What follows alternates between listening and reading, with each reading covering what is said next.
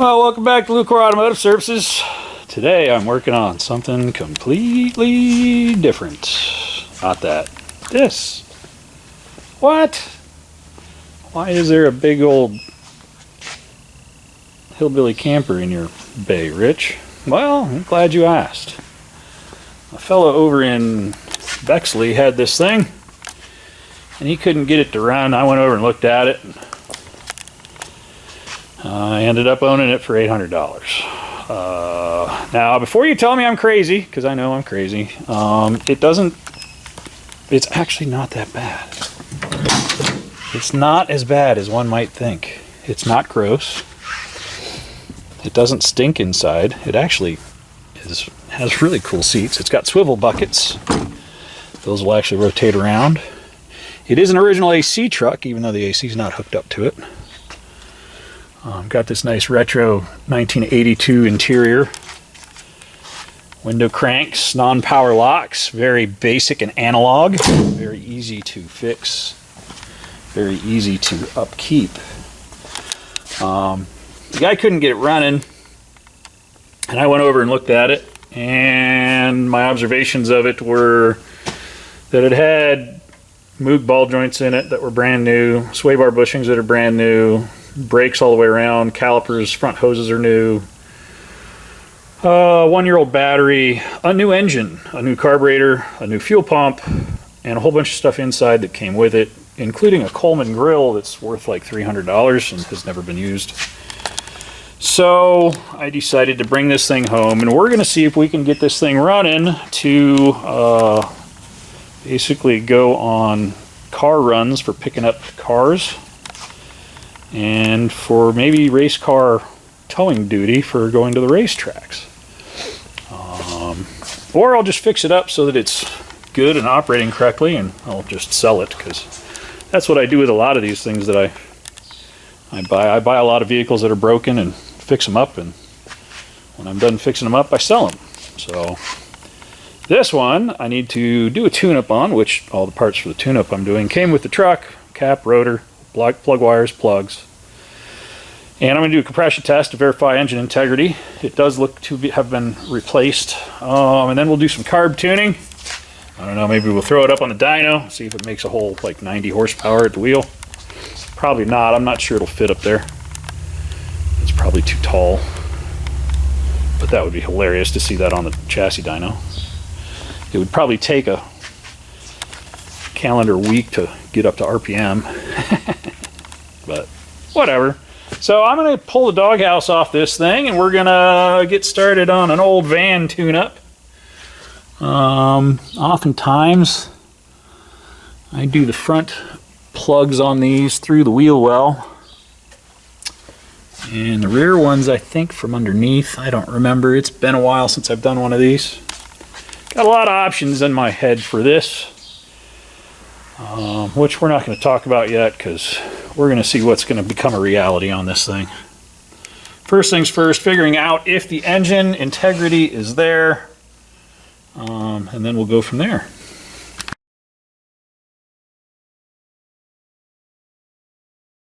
Alright, I got the doghouse off. It gives us access to everything.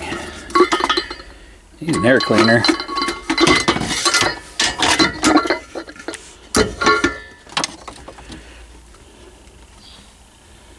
Yeah, it's not horrible, but it's not great.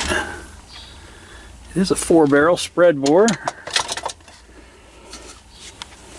and it's new.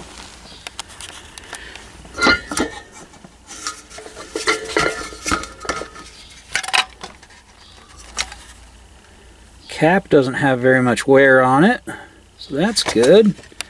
Neither does the rotor, so we'll save the new cap. That's a new rotor, AC Delco.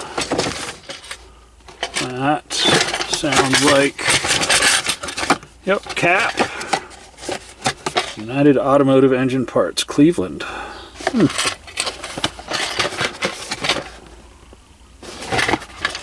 We'll save those for going down the line. We got new plugs and an NGK wire set. Those all came with the truck. I've already found one wire that's compromised. You can see it's burned through. So we'll put a set of wires and plugs in it. I'm going to go ahead and pull the plugs out and we'll check for damage, see what we can see. I'll just put the distributor back together.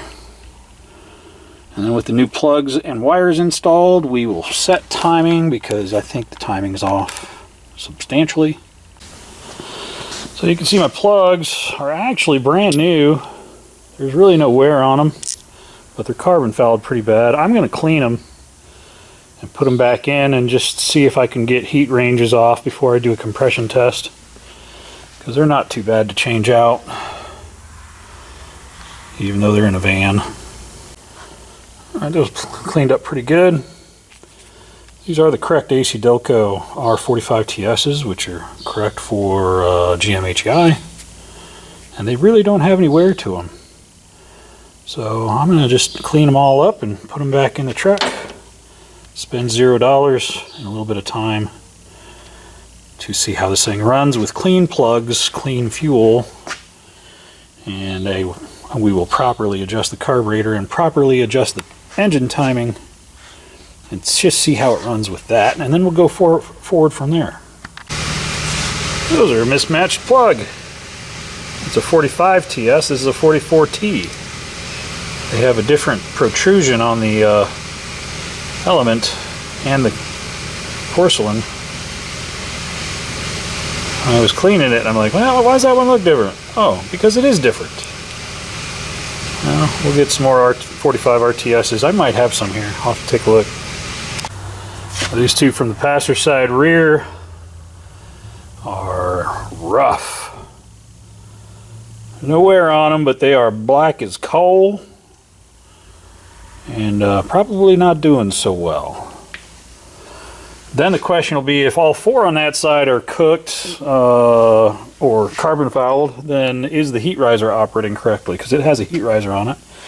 And if that's stuck shut, it can cause all sorts of weird problems. So we'll verify that that's operating once we get these cleaned up. Well, I wonder why all four back cylinders were excessively fouled. Interesting. Let's get these cleaned up. We'll fire it up and see what other problems we can find. Aww. That one's got a crack in it. Well, one cracked plug, one wrong plug. Now we have two wrong plugs in it because I had a 43TS that I stuck in the hole for that one.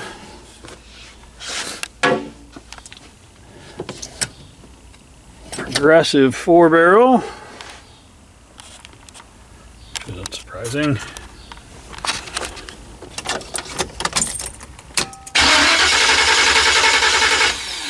Oh, I gotta hook up the distributor. Let's plug that in.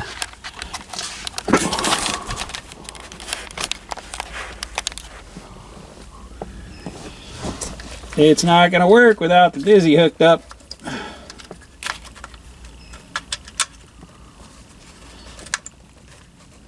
There, now it'll work better.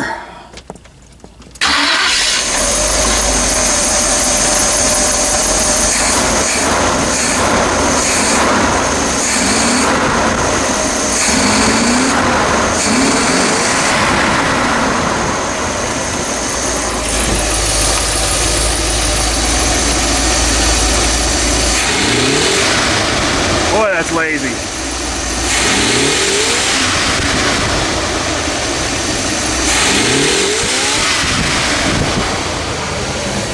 Let's see what the timing looks like. Alright, so I made a timing adjustment.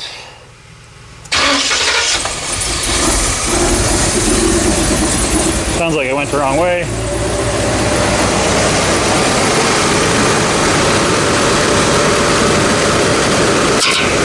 Fan. No, I went the right way.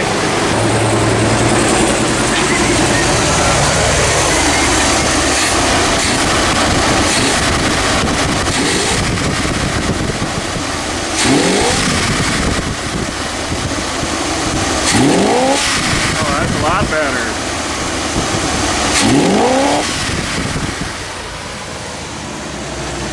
That's a lot better.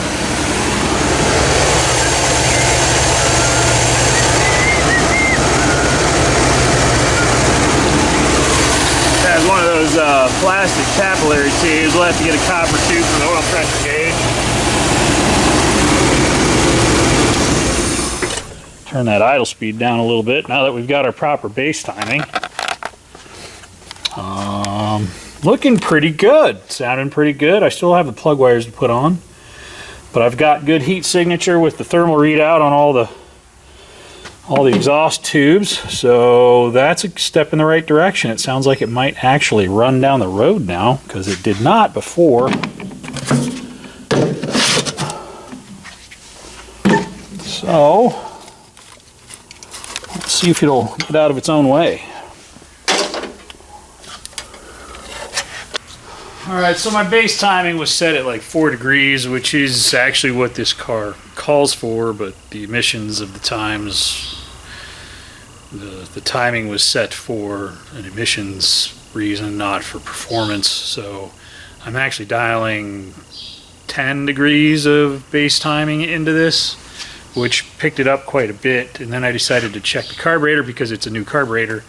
And I figured it's probably not set right for its base, and it was 3 turns out on one and 2 turns out at the other for the idle base settings. So I turned those all the way in, brought them out a turn and a half, and we'll see what that looks like. We'll set our base idle at 700, which is what this calls for. It may like 750 better, just because it's a big heavy pig, but it's automatic transmission, so we just want it to idle good in gear, and that's where we'll set it.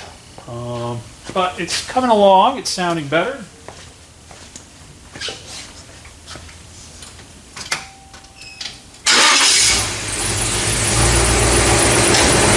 Fires up, idle a bit excessive on the idle. Let's dial that back a little bit.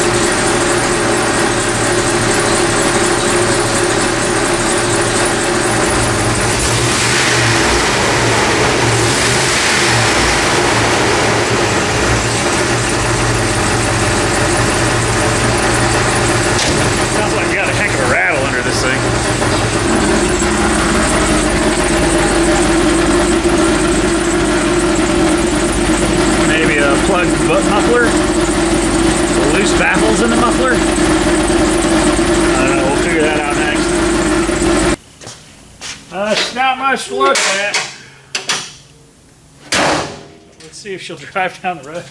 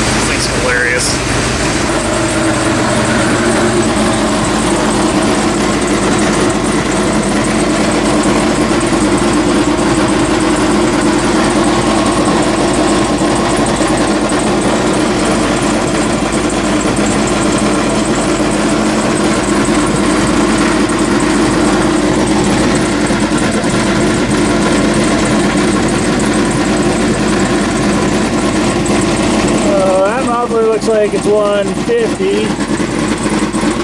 Mufflers 250.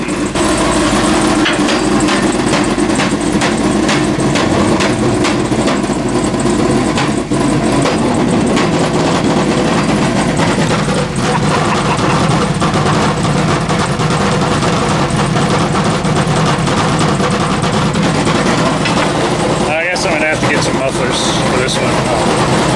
I think I'm gonna cut them off just to see if it takes away my power loss. Because when I accelerate this thing, it falls on its face, and I'm guessing it's got a plugged exhaust.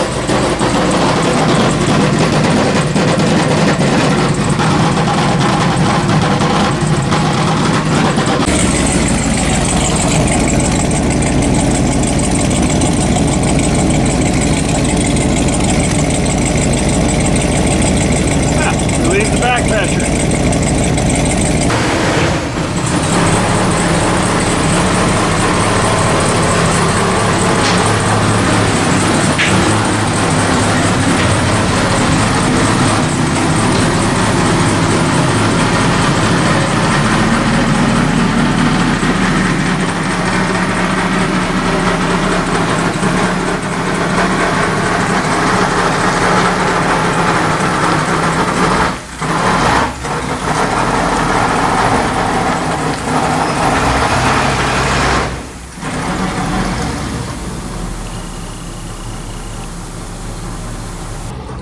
Well, this thing's hilarious.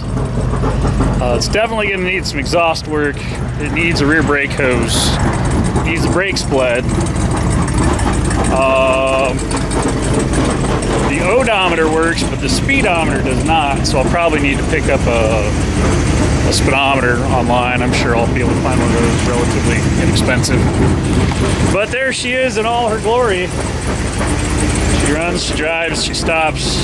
She actually maintains pretty good oil pressure. And it hasn't overheated on me yet, so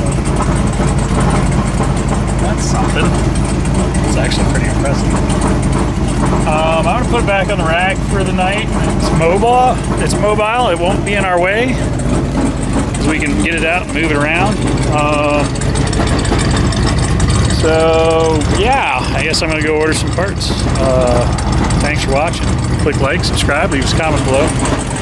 Tell me what you think of this old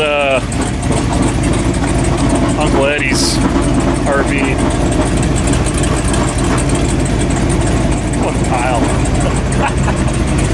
It's a glorious pile, though. It's surprisingly not rotten like most of these. So I put a starter in it that I had on the shelf and had on the shelf for years because this vehicle wouldn't start.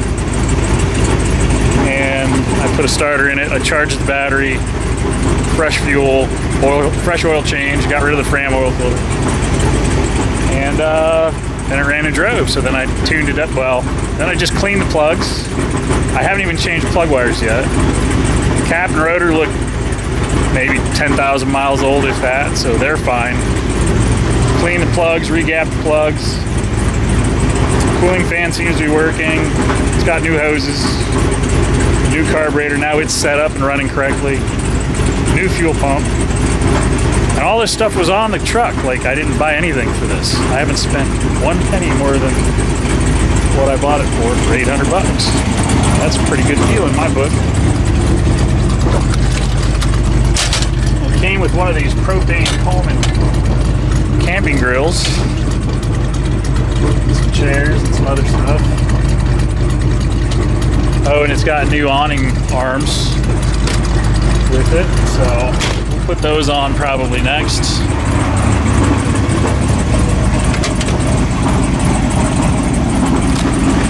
Not really any rust to speak of.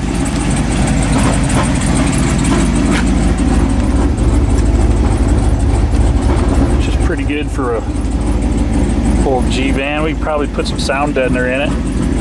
Hey, there's a hole.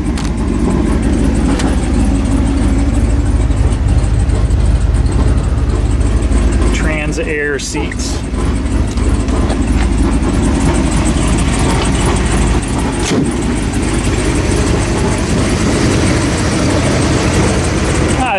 good race car toter. Heck yeah. Have a great day, guys.